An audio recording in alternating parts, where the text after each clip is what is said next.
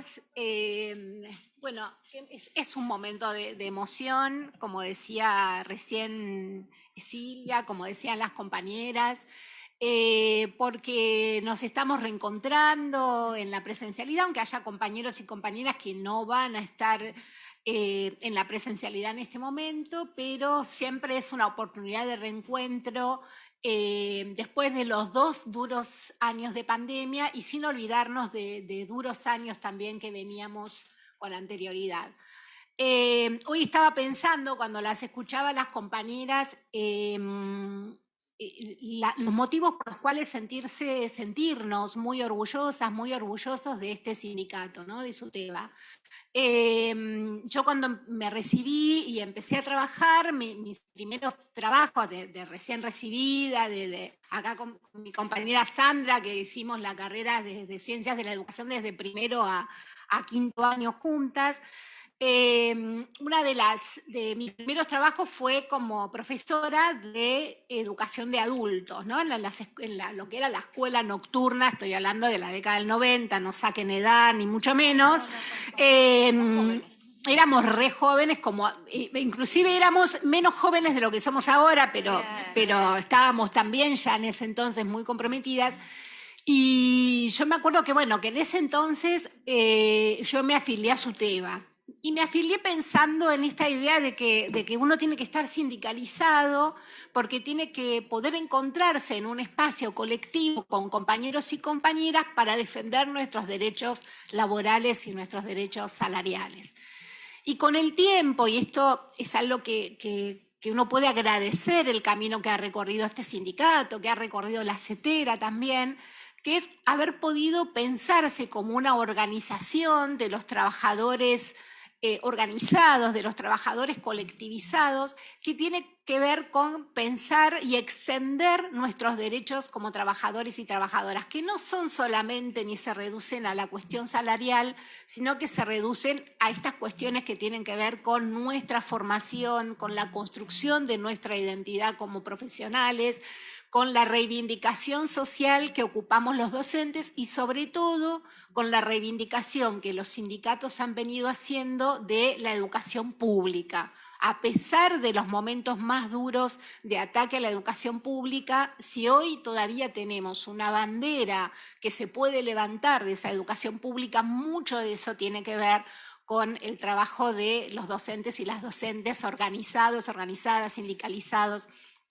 Quería decirlo porque por ahí para los que estamos acá es obvio, pero no es tan obvio, y me parece que no hay que perder oportunidad de decirlo. Cuando nosotros vemos que algún compañero o compañera es agredido públicamente en la calle, en los medios de comunicación, no es hacia esa persona, ¿no? Me refiero específicamente a lo que ha pasado muchas veces con Roberto Baradel. No es hacia la persona es hacia lo que representa. Y es una medida de disciplinamiento para todos aquellos que se comprometen con esas luchas colectivas. Así que, bueno, desde acá un humilde llamado a no perder nunca esa perspectiva de la lucha colectiva.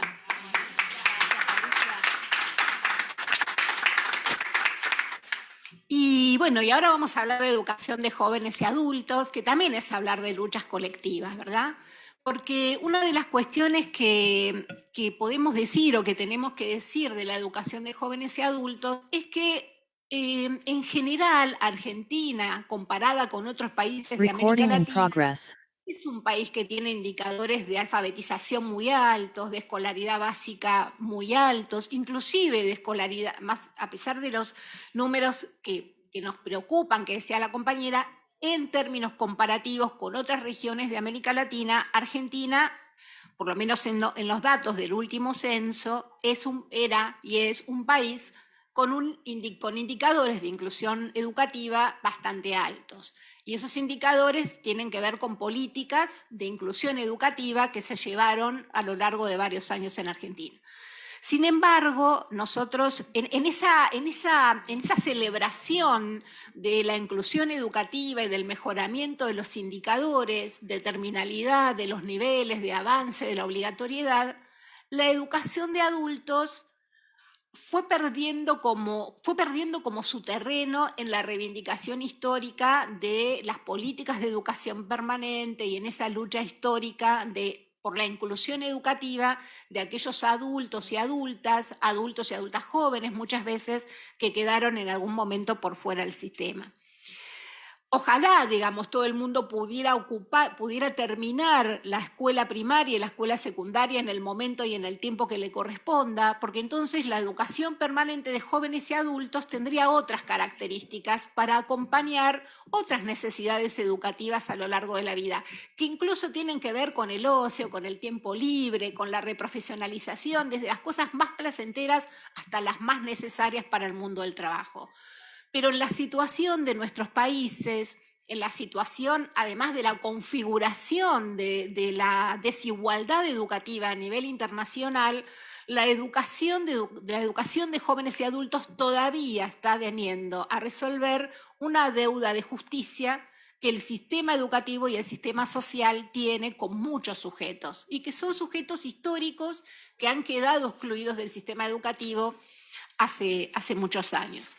Yo quería compartirles un poco en la conversación de hoy algunas cuestiones como para que podamos reflexionar acerca de todas las cuestiones que están implicadas en la elaboración de la propuesta pedagógica, de una propuesta pedagógica que los docentes hacemos cuando tomamos la responsabilidad de trabajar en las aulas de jóvenes y adultos, ya sea en los centros de educación primaria, ya sea en un CENS, ya sea en una sede de fines, pero la idea es poder pensar cómo ese trabajo nuestro, esa propuesta pedagógica, ese programa, esa clase que yo organizo, tiene un montón de implicaciones que llegan hasta estos fenómenos más estructurales de exclusión que recién estábamos hablando. Y por ahí la idea de resituar a la educación de adultos dentro del sistema educativo formal para que no sea ese espacio marginal y olvidado que muchas veces ha sido, ¿no? Y resituarla en un espacio de protagonismo que todavía necesita tener. Y les cuento esto porque ustedes saben que este año se lleva adelante la Conferencia Internacional de Educación de Alumnos, la Confintea. Que es una instancia que todos los que estamos en el nivel en general fuimos siguiendo los debates previos y bueno, y estamos bastante comprometidos con los debates que se vienen. Y el año pasado el Ministerio de Educación de la Nación hizo una actividad muy, muy interesante con responsables de la modalidad de educación de adultos de distintas jurisdicciones del país, y sobre todo con muchos invitados internacionales.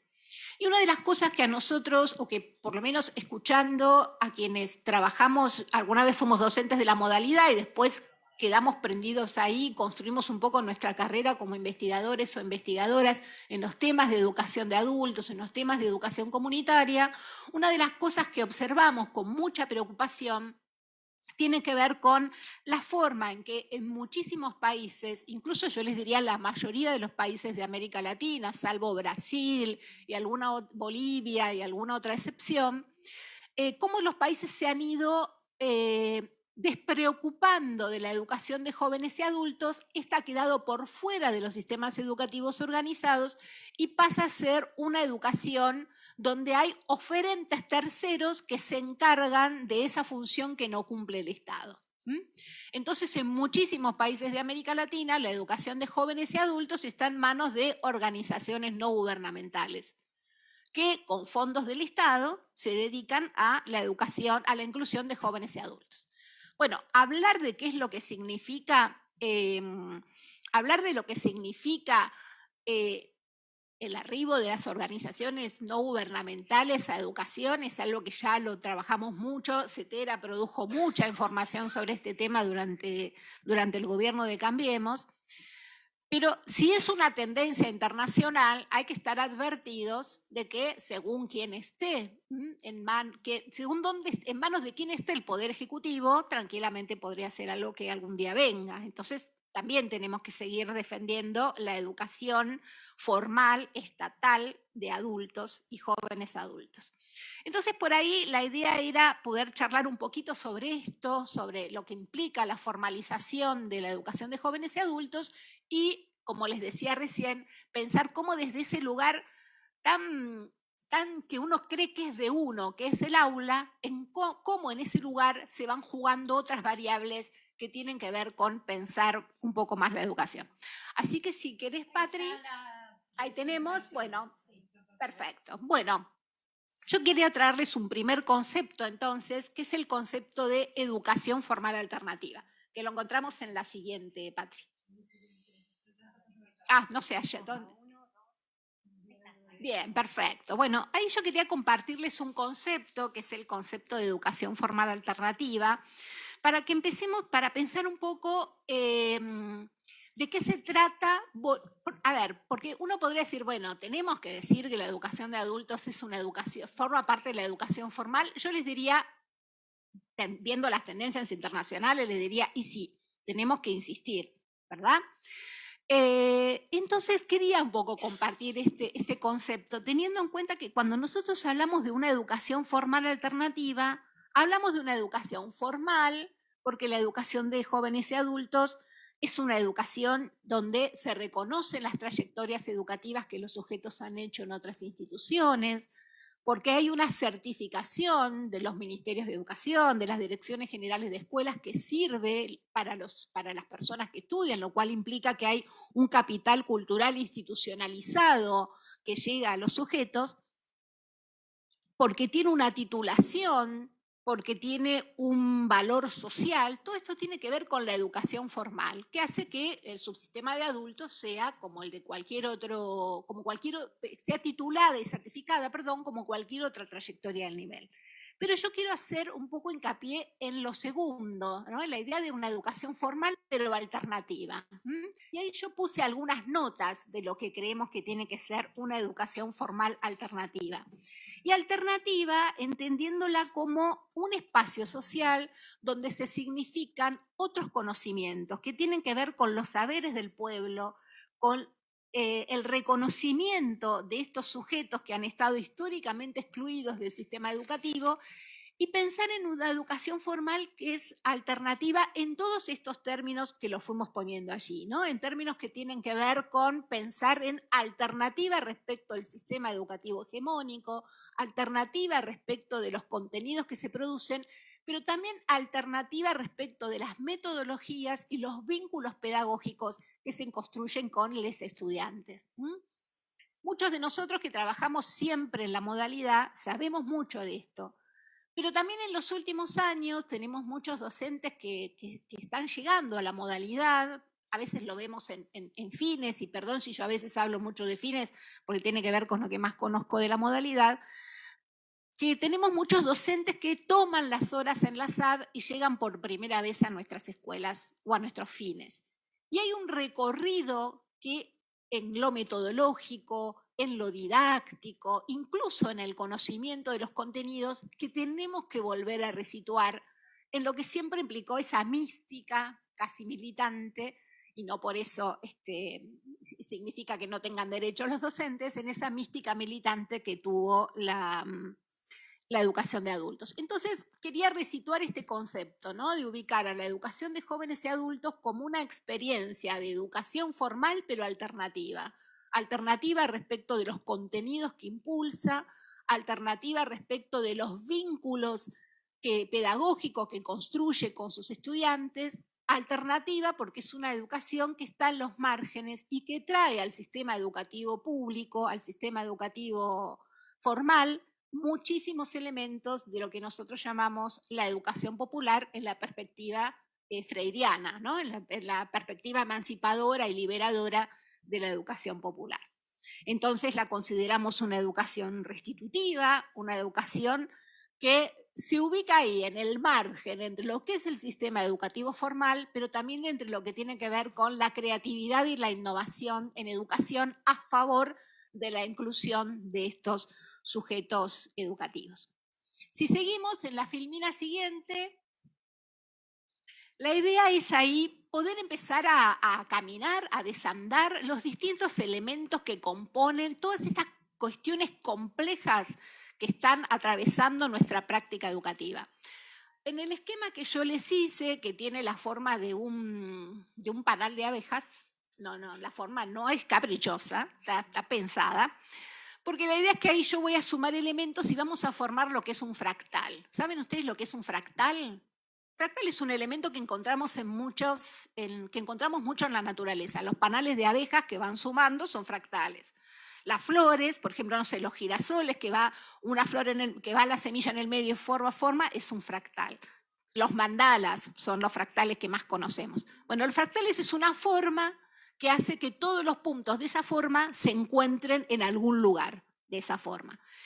Entonces, lo que yo estoy planteando aquí es que nuestra práctica pedagógica, la propuesta formativa que nosotros llevamos adelante, es algo que siempre va a estar en contacto con un montón de otros elementos que hacen a la vida, la construcción de futuro, al proyecto de vida de los sujetos que comparten con nosotros los espacios escolares.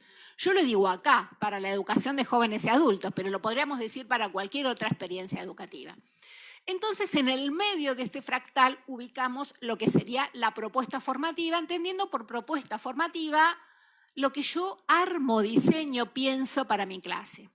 Esa propuesta formativa tiene que ver con distintos elementos, ¿no?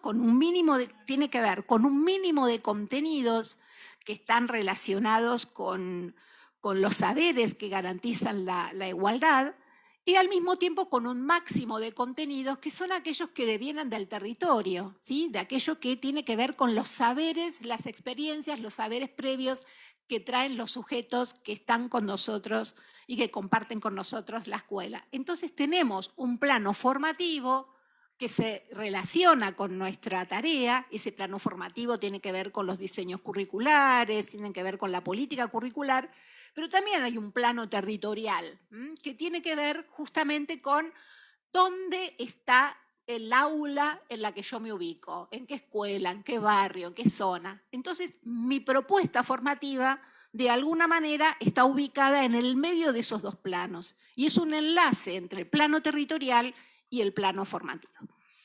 Para complejizar el esquema, si vamos a la siguiente. Bueno, bien, si vamos a la siguiente, no se olviden de las dos del costado, después igual las vamos a ver todas juntas.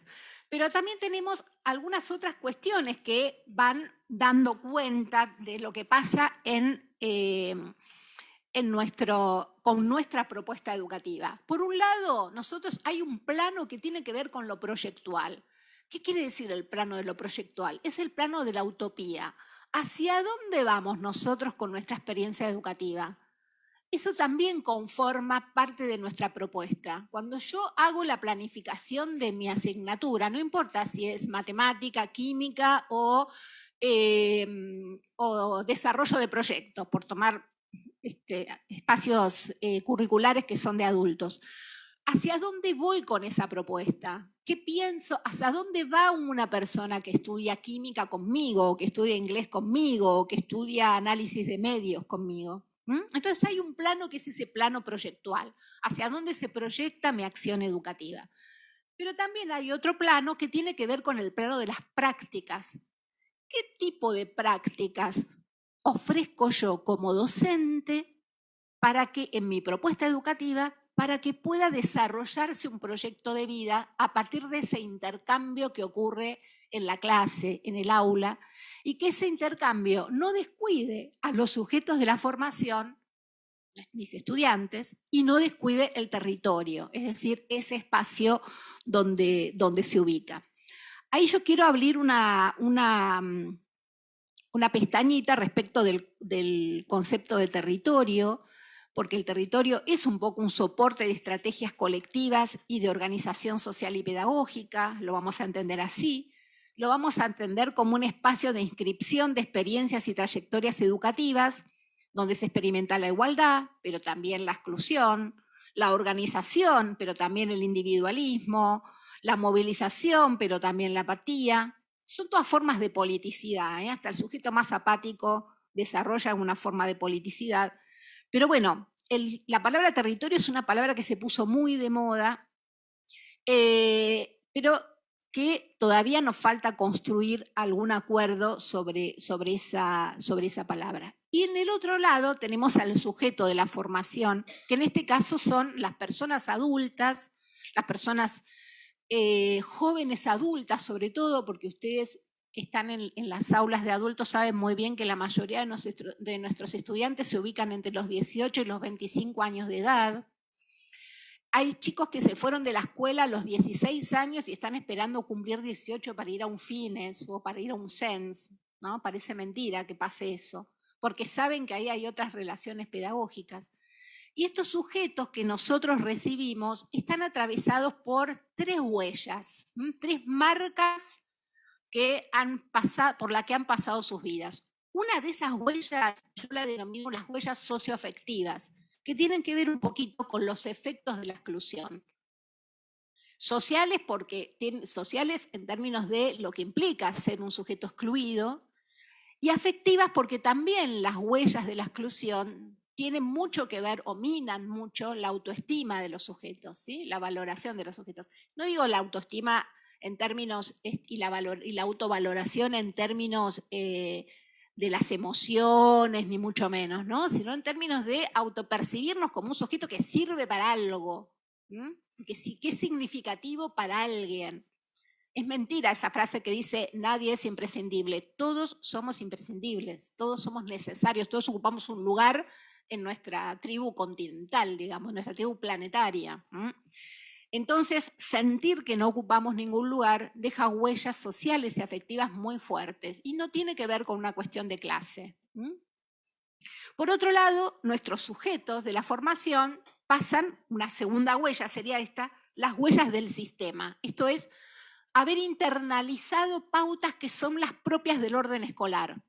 El horario, la mesa y la silla, la figura del profesor, el pizarrón, un montón de marcas que son las marcas del sistema. Y la tercera huella es lo que yo digo la huella didáctica. Esto es la forma en que me enseñaron algo. Los sujetos que vienen a la educación de adultos vienen con esas 3 marcas. No vienen de un repollo.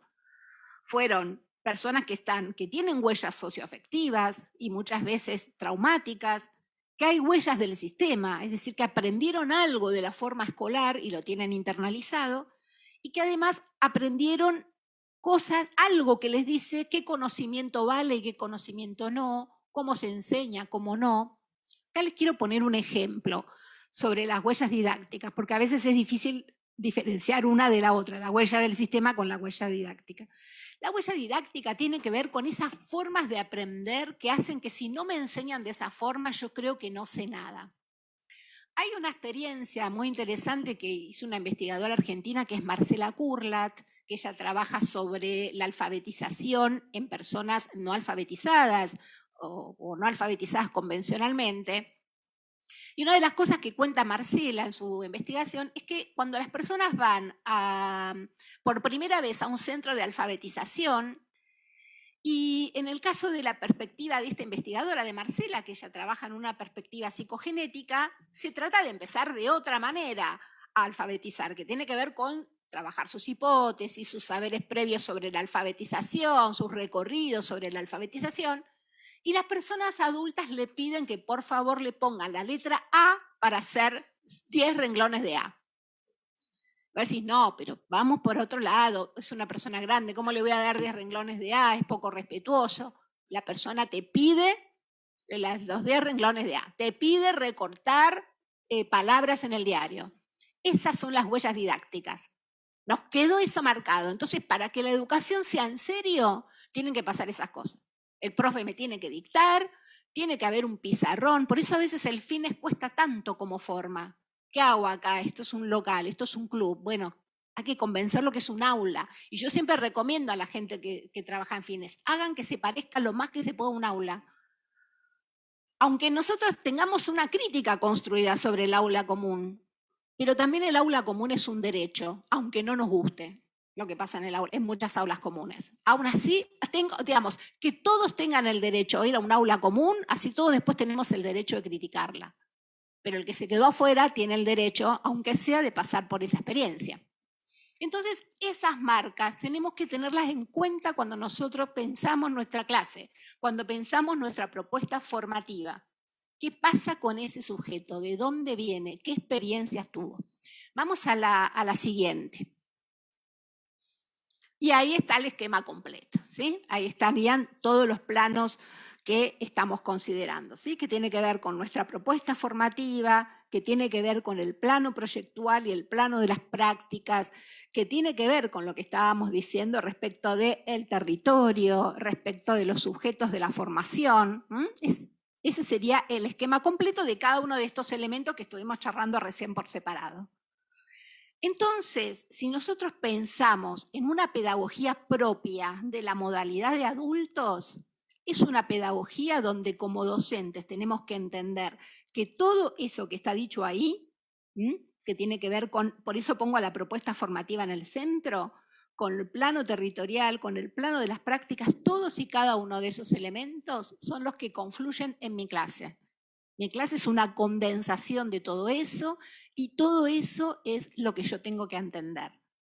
Porque donde se cruzan esos cuadrantes, donde se cruzan estos fractales diferentes, hay alternativas diferentes de los sujetos. Tiene que ver con la alternativa de formar un sujeto para su propio conocimiento, pero también formar un sujeto para la intervención social, también formar un sujeto que pueda transformar su vida, pero que también pueda contribuir a la transformación de la vida y de los territorios en donde habita.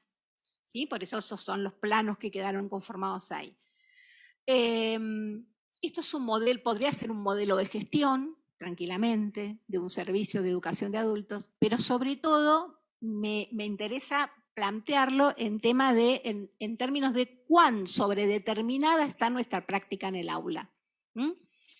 Y que pensemos, cuando pensamos nuestra propuesta, nuestra clase, todos estos atravesamientos que tiene nuestra propuesta, que tienen que ver con todos estos distintos planos y cómo ese entrecruzamiento entre planos va a significar distintas formas y distintas capacidades que vamos generando en los sujetos.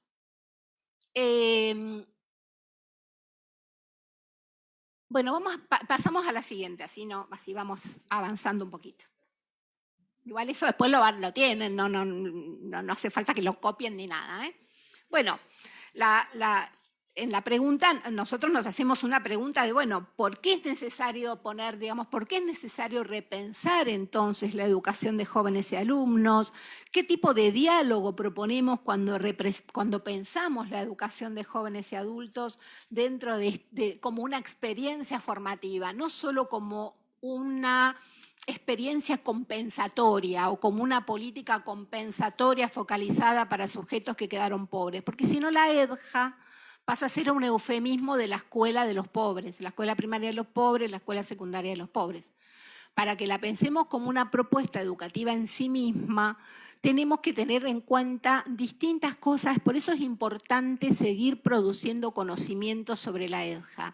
Y como no es un tema que le interese mucho al campo académico, con todo el respeto a mis colegas, pero no es un tema no está de moda, ¿no? Todo el mundo investiga las trayectorias, pero bueno, también tenemos chicos con trayectorias, personas con trayectorias inconclusas en la escuela de adultos. Yo celebro que haya un área de título largo, pero que vaya a tener que ver con cuestiones de investigación, tanto cuantitativa como cualitativa. Nuestro campo académico es estrictamente cualitativista, entonces no tenemos datos prácticamente. El Ministerio de Educación de la Nación produce datos de los niveles obligatorios donde están comprometidos los jóvenes hasta los 18 años. No hay datos sobre la modalidad de adultos. Alguna vez yo le pregunté a Leandro Botinelli por qué pasaba eso y me dijo, bueno, es una deuda, ya lo vamos a hacer, claro, lo va a hacer el sindicato, no me cabe la menor duda. Claro, porque cuando te dicen es una deuda, ya lo vamos a hacer, vos te quedás pensando, bueno, ¿cuándo llega el día? ¿No? Una cosa así, como que, bueno, más adelante, vamos. Bueno, a ver, adultos, ¿por qué no se investigan? ¿Por qué no hay, esta es una hipótesis, ¿por qué no hay muchos datos cuantitativos, datos, igual el censo nos va a dar muchos datos, pero ¿por qué necesitamos ver los datos cuantitativos? Aunque sea duro decirlo, porque ahí vamos a ver cuántos son los chicos y chicas que realmente no terminan la escuela secundaria, sobre todo. La escuela primaria también está en serios problemas de terminalidad, no vayan a creer. Pero bueno, es necesario entonces pensar algunas cuestiones que nos permitan volver a resituar las problemáticas de la educación de adultos y poner en diálogo distintas cosas a partir de cómo trabajar con estos jóvenes y adultos. Algunos de esos elementos para el diálogo tienen que ver con empezar a poner en cuestión la colonialidad de los saberes pedagógicos hegemónicos. Lo que se enseña en la escuela son saberes coloniales, son saberes propios de la Ilustración. La estructura de nuestras materias y de nuestra formación está atravesada por la lógica de la Ilustración, que solo reconoce como conocimiento el conocimiento científico. Muchos de ese conocimiento aparece descontextualizado, aparece absolutamente parcelado. No vamos a recitar aquí las premisas de las teorías de la reproducción, pero mucho de lo que aparece en la escuela sigue siendo arbitrario, para los sujetos adultos peor todavía, y eso no deja de ser una situación de violencia, ¿no? Estar en una institución educativa que no habla de vos, que no habla de tu historia, que no dice nada. Entonces, bueno, ahí hay que poner un poco en cuestión la colonialidad del saber escolar. Y pensar un currículum más genérico, digamos, ¿no? Un currículum que tenga otra forma de organización. Y ahí, para comentar esto, pasamos a la siguiente, Filmina. Que tiene que ver, retomando por donde empezamos, con el concepto de educación formal alternativa, retomar algunas cuestiones que veníamos diciendo, ¿no? Que tiene que ver un poco con este diálogo de saberes y de conocimientos que hablábamos recién, que tiene que ver con pensar un currículum genérico. Nosotros tenemos, en Provincia de Buenos Aires, tenemos un diseño curricular muy viejo en adultos. Muchos docentes están todavía trabajando con el diseño del 95, otros están trabajando con la resolución, con la última resolución que creo que es del 2012, si no me acuerdo, la miro a Patri porque lo tiene más claro que yo. Exactamente, pero bueno, tenemos, digamos, a pesar de que hay una disposición que deroga lo anterior sigue regulando, entonces estamos con un diseño de los 90. Entonces, por ahí hay que pensar un diseño curricular que esté pensado de manera genérica, que esté pensado a partir de núcleos de aprendizaje, de módulos que representen mínimos de contenidos que garanticen la igualdad, pero máximos de contenido que garanticen la pertinencia territorial, ¿no? Que garanticen la inclusión de los saberes comunitarios, de esa pedagogía del territorio que necesita incorporarse a la escuela. Un currículum que parta de problemas generadores, entendiendo por problemas generadores aquellos que surgen del universo vocabular de los adultos y las adultas, que surjan del intercambio de significados con los docentes. ¿Qué es un problema generador? Los problemas que tienen que ver con la vida cotidiana, los problemas del trabajo, los problemas de la economía informal, los problemas del hábitat, los problemas del acceso a la justicia, los problemas del acceso a derechos, de la salud en un barrio, todos esos son problemas generadores. La idea de un currículum por problemas es que esos problemas organicen después el conocimiento de las disciplinas. Esto implicaría una integración de temas y contenidos, donde a partir de estos problemas generadores uno pueda construir un mapa curricular teniendo en cuenta, y esto es una deuda enorme que tenemos, que es investigar, la psicología educacional tiene esta deuda, que es investigar cómo aprenden los adultos. ¿Cuál es la psicología del aprendizaje del adulto? Porque lo que se hace hasta acá es trasladar los modos de aprender de los adolescentes a los adultos. Y los adultos no aprendemos como aprende un niño o una niña, menos como aprende un adolescente. Entonces, ¿cuál es esa psicología? Tenemos que saber de eso. ¿Cómo aprenden los adultos? ¿Qué desafíos pedagógicos para los docentes tienen esas formas de aprender? Tenemos que formarnos en esas formas de aprender, en esos modos de aprender de los adultos. Tenemos que pensar en cómo subvertir el orden disciplinar de la formación básica. Nosotros nos formamos como profesores de química, de historia, bueno, ¿cómo se rompe eso? cómo desaprender todo eso para poder aprender. Y a veces cuando se dice integración de conocimientos, dicen, bueno, propongamos un tema, ponemos un tema y todos vemos cómo desde nuestra materia trabajamos con ese tema. Está buenísimo, si eso lo hacemos, está buenísimo. Pero también hay que pensar en la integración didáctica, ¿no? Y ahí viene otro concepto que yo vengo insistiendo mucho, que es en la didáctica integrada, que no es solo tener un tema o un problema que integre el conocimiento, sino también acordar entre los docentes abordajes comunes del conocimiento.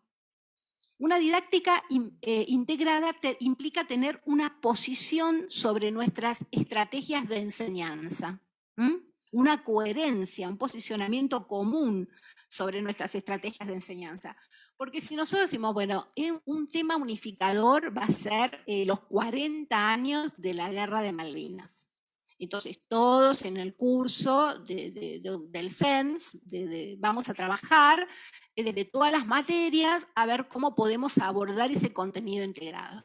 Bueno, el profesor de geografía, el de ciencias sociales, el de matemática, la de informática, todos se ponen a ver desde dónde pueden hacer algo.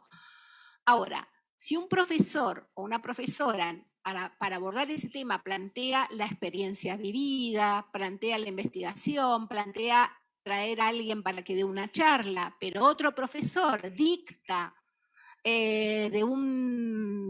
sé, del Página 12, por decir un diario, bueno, pongámosle progresista, todo cambia en la vida, de un diario, entonces estará muy integrado al conocimiento, pero mientras uno busca el camino del descubrimiento, el camino del disenso, de discernir entre una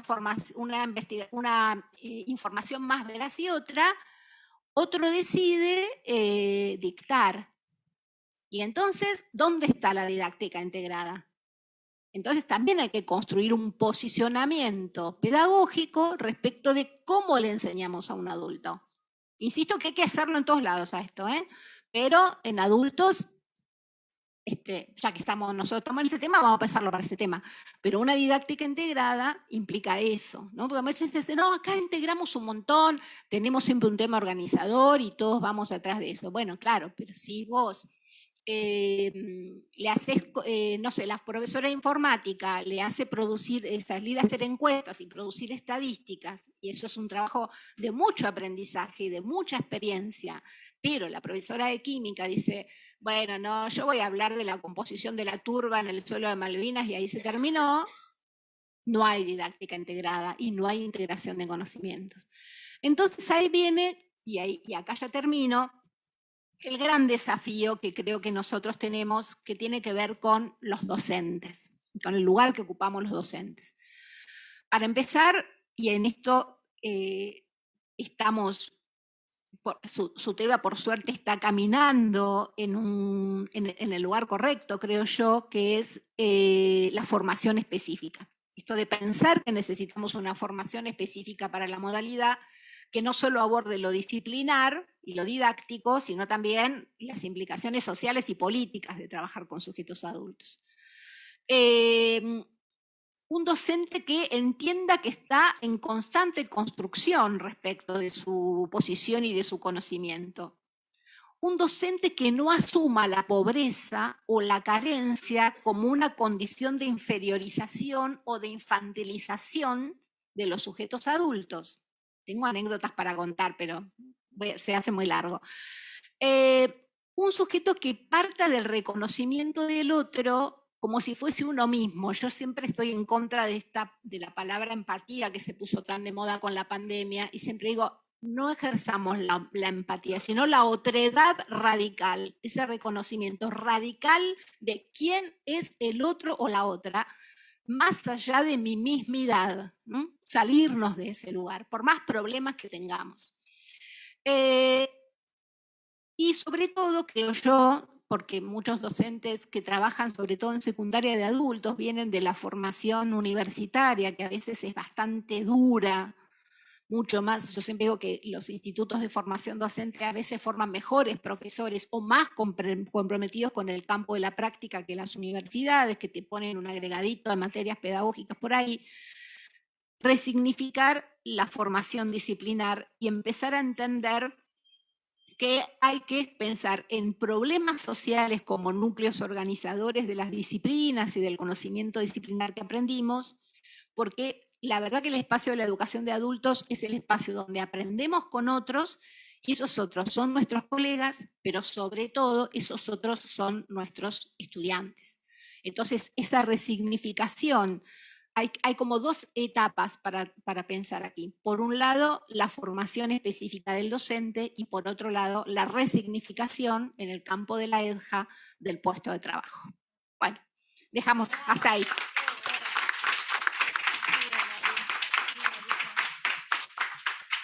Bueno,